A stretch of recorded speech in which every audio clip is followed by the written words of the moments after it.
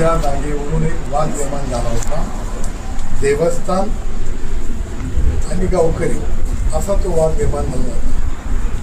त्याच्यामध्ये देवस्थानची भूमिका ही होती की ही जागा देवस्थानची, त्यामुळे देवस्थानच्या जागेत हे पुतळा बसवता थोडा पलीकडं जिथं सरकारची जागा आहे, कायरल आहे, ग्रामपंचायत जागा आहे तिथं बसवलं.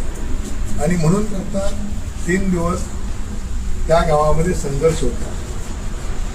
परंतु आज आमच्या जिल्ह्याचे पालकमंत्री दयाभाऊ गोरे साहेब, या विभागाचे IG फुलारे साहेब, नूतन इथले जिल्हाधिकारी निवडून आलेले कार्तिकी साहेब आणि आपल्या जिल्ह्याचे SK साहेब सन्माननीय कुलकर्णी साहेब यांच्या समेत मराठा समाजाच्या काही गावातल्या ग्रामस्थांची बैठक झाली. सकाळपासून जो वाद होता तो 814 ही जागा मोजावी आणि त्या जागेच्या, ती जागा देवस्थानची आहे, ती जागा सोडून इतरत्र महाराजांचा पुतळा बसवावा. आणि मराठा समाजाची मागणी होती की तुम्ही सक्षम अधिकाऱ्याकडनं ती जागा मोजा आणि ती जागा मोजल्यानंतर जर शिवाजी महाराजांचा पुतळा त्याच्यामध्ये आला तर दुसऱ्या ठिकाणी आम्ही हलवायला तयार आहोत. त्याप्रमाणे आज शासनाच्या वरिष्ठ भूमी अभिलेखांच्या अधिकाऱ्यांनी ती जागा मोजली.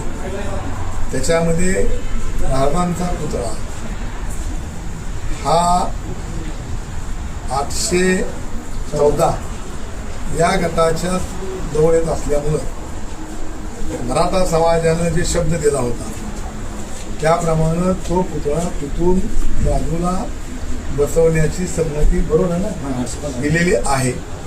परंतु आता ते कुठे बसवायचा या संदर्भामध्ये शेवटी शिवाजी महाराजांचा पुतळा बसवत असताना तो देखण्या जागी सगळ्यांना दिसला पाहिजे आहे, सगळ्यांना त्यांच्याकडून नतमस्तक झालं पाहिजे आहे, अशी जागा निवडावी अशी आमच्या ह्या सगळ्या ग्रामस्थांची मागणी होती. त्याप्रमाणे पालकमंत्र्यांनी अशा सूचना दिल्या. उद्या जिल्हाधिकारी साहेब, जिल्ह्याचे SP साहेब आणि मी स्वतः यांच्याबरोबर जाणार आम्ही तिथं आणि गावकऱ्यांच्या संमतीनं, मग ती शासनाची जागा असो, वेगवेगळ्या विभागाची जागा असो, जी जागा गावकऱ्यांना आणि SPंना आणि कलेक्टर साहेबांना मान्य होईल, बरोबर ना, बरोबर, त्या ठिकाणी हा पुतळा बसवायचा आहे. आणि त्या पुतळा नुसता बसवायचा नाही तर त्याला शोषित करण्यासाठी पालकमंत्र्यांनी 1 कोटी रुपये उद्याच्या उद्या मंजूर करण्याचं आश्वासन या सगळ्या मराठा समाजाच्या मंडळाला दिलं आहे. त्याबद्दल मी त्याचं स्वागत करतो आणि मराठा समाजाच्या माझ्या सगळ्या कार्यकर्त्यांचं मी अभिनंदन करतो की तिने ह्यातून मार्ग काढला. त्याबद्दल धन्यवाद.